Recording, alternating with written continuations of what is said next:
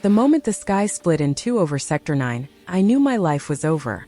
Ships, black and silver, tore through the atmosphere like jagged teeth. The transmission I'd intercepted wasn't a warning.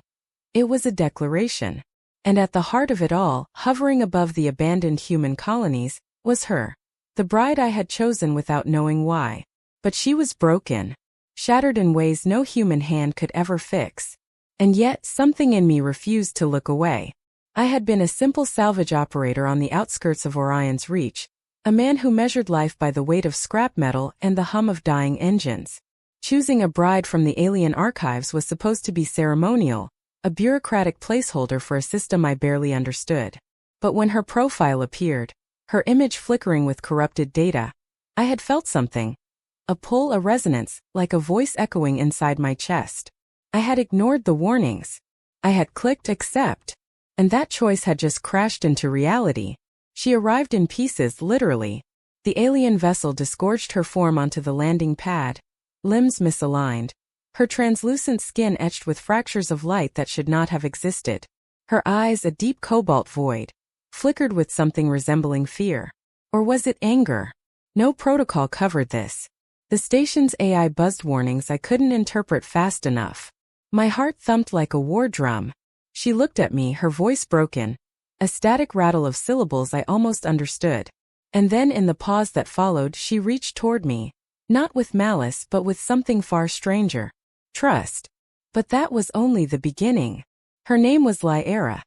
Though her species syllables warped across my tongue, the station had prepared a reception, full of hollow recorders and synthetic companions, but none of them mattered. They were programmed for perfection. She was not perfect. She was fractured, a mosaic of what her people called purity, and what I recognized as vulnerability. I wanted to reach out. I had no choice. I had already chosen her. The first week was chaos. She refused the diet chambers. She screamed at the medtech droids. She whispered secrets I couldn't decipher. And yet she watched me. Every movement, every shift in the gravity boots I wore, she observed like a predator studying its prey. But the predator was terrified of being preyed upon herself. I learned to sleep lightly, heart hammering, expecting her to vanish or lash out. None of us were prepared for the truth. She had been repaired, the official report said, but the repairs were more than mechanical.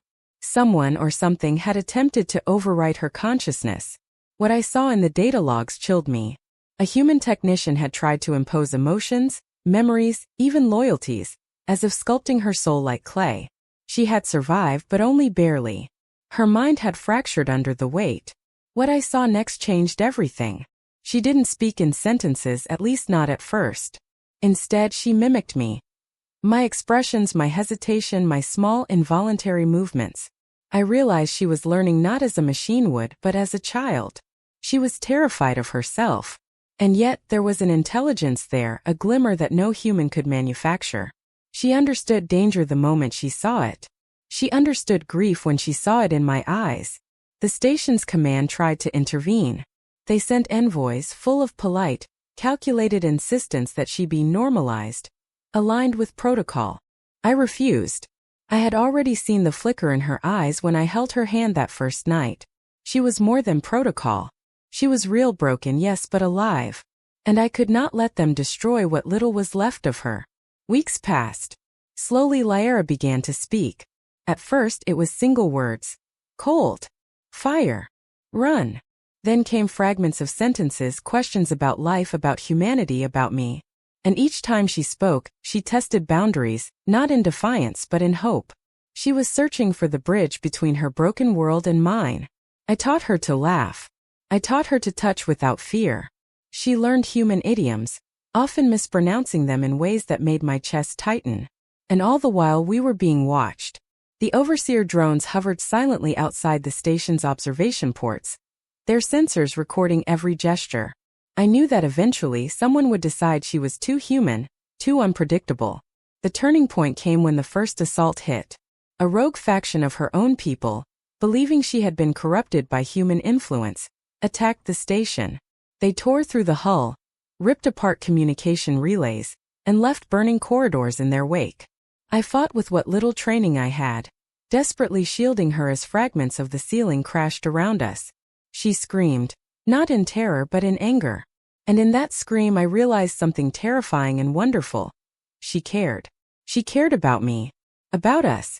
About survival. Wait. This is not what I expected.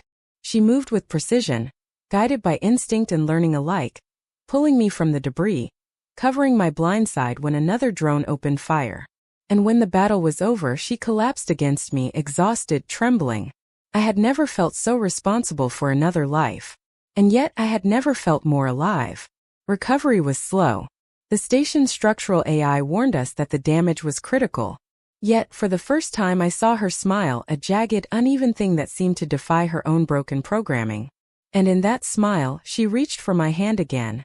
Fully, willingly, without hesitation. Her trust was complete. She began to tell me stories not of her past but of possibilities. Of galaxies she had glimpsed before the corruption. Of love, of freedom, of worlds where choices mattered. And each story was laced with questions about me. About humanity. About why I had chosen her. I didn't have answers, only the certainty that my choice had saved her. And perhaps in turn she had saved me. The overseers arrived weeks later. Their ships were vast. Their weapons designed to dismantle entire stations. But Lyra faced them unafraid. She spoke not in fractured bursts, but in sentences fully coherent, commanding. And in her voice I heard not just alien cadence, but determination, defiance, humanity. She told them she had chosen me. She told them that her brokenness did not mean obedience. That her life and ours was ours to define. And somehow they relented. Perhaps it was the evidence of her survival, or perhaps they recognized something in her that could not be erased. Whatever it was, they withdrew, leaving us amidst the wreckage of the station, battered but unbroken. I stood with her on the observation deck, watching the horizon bleed into alien suns. She reached for me, fingers brushing against mine, and I saw not fractures, not corruption, not brokenness, but possibility. A new beginning. The universe was still vast, dangerous, unforgiving. But for the first time I felt that we could navigate it together. What we built, it's not perfect. But it's real. Lyra tilted her head, her cobalt eyes shimmering with something I could finally name. Hope?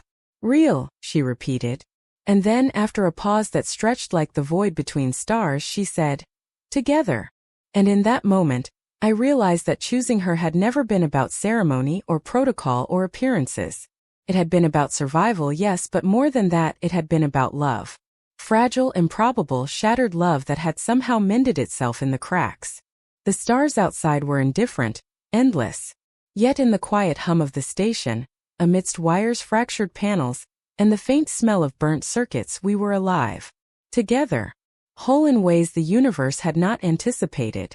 And as she leaned against me, for the first time fully trusting, fully present, I whispered back, not as a human to an alien, but as one soul to another. We were broken. But we survived. And everything changed. And the universe, vast and endless, seemed to pause, listening.